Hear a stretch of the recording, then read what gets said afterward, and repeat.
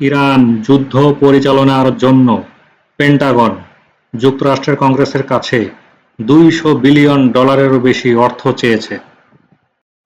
সাম্প্রতিক ইরানি হামলায় পারস্য উপসাগর অঞ্চলে যুক্তরাষ্ট্রের সামরিক ঘাঁটি এবং সরঞ্জাম প্রাথমিকভাবে যতটা বলা হয়েছিল, বাস্তবে তার চেয়ে অনেক বেশি ক্ষতিগ্রস্ত হয়েছে বলে জানিয়েছেন একাধিক মার্কিন কর্মকর্তা এবং সংশ্লিষ্ট সূত্র।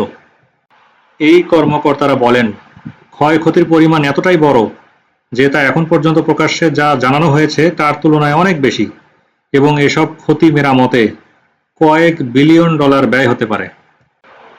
ফেব্রুয়ারি 28 তারিখ যুদ্ধ শুরু হওয়ার পর থেকে ইরান অঞ্চলটির একাধিক দেশে হামলা চালিয়েছে।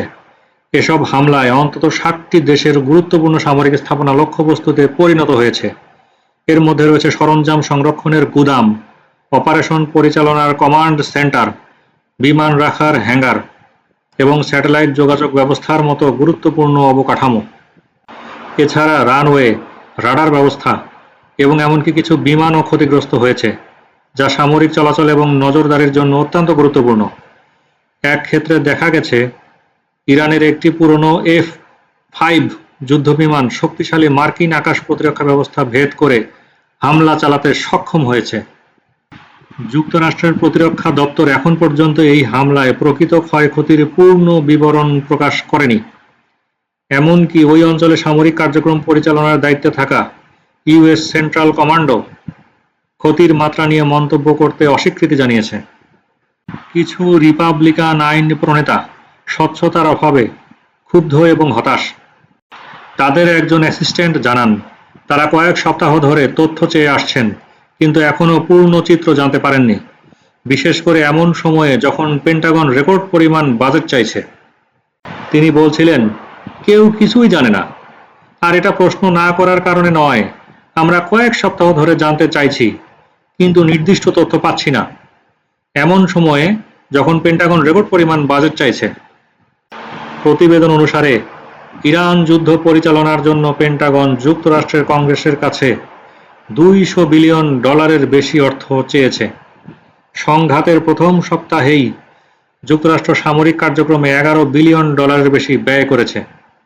যুদ্ধ শুরুর আগে ডোনাল্ড ট্রাম্প $1.5 ট্রিলিয়ন প্রতিরক্ষা বাজেট প্রস্তাব করেছিলেন, যা আগের বছরের তুলনায় 50%-এরও বেশি বৃদ্ধি। এরই মধ্যে 2026 সালের জন্য যুক্তরাষ্ট্রের কংগ্রেস $838.5 বিলিয়ন প্রতিরক্ষা বাজেট অনুমোদন করেছে।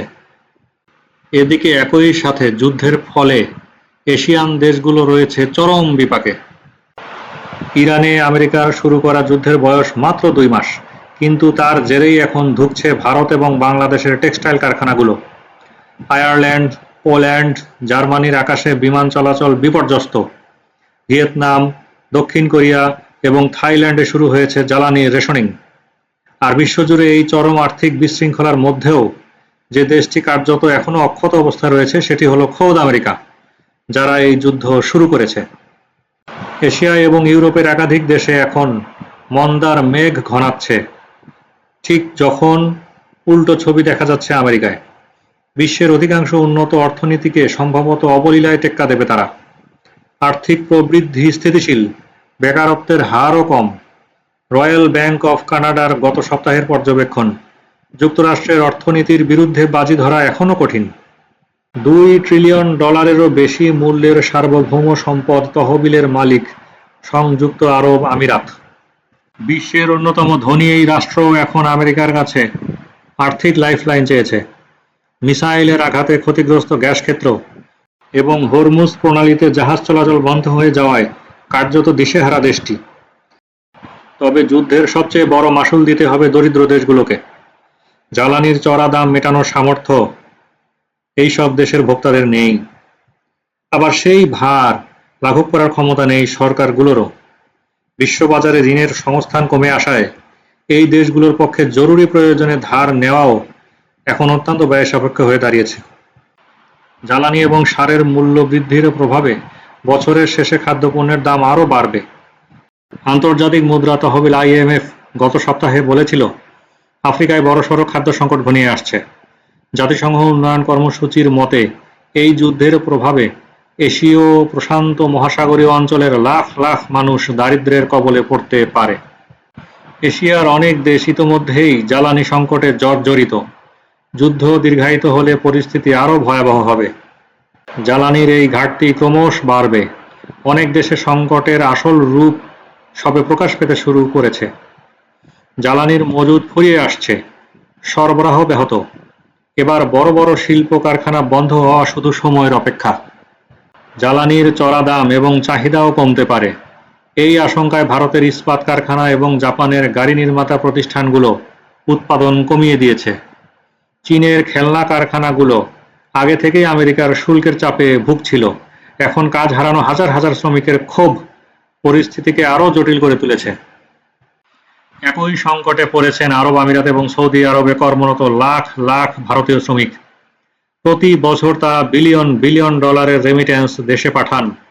যুদ্ধের জেরে তারা এখন কর্মহীন অবস্থায় বিদেশের মাটিতেই আটকে রয়েছেন। হরমুজ প্রণালী দিয়ে পরিবহন ব্যাহত হওয়ায় হিলিয়াম, অ্যালুমিনিয়াম এবং ন্যাপথার মতো খনিজ পদার্থের সংকট দেখা দিয়েছে। এর প্রত্যক্ষ প্রভাব পড়ছে বিভিন্ন পণ্য উৎপাদনে।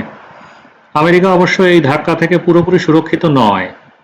যুদ্ধ শুরুর পর থেকে সে দেশেও গ্যাসের দাম গ্যালনে $1 বেশি বেড়েছে।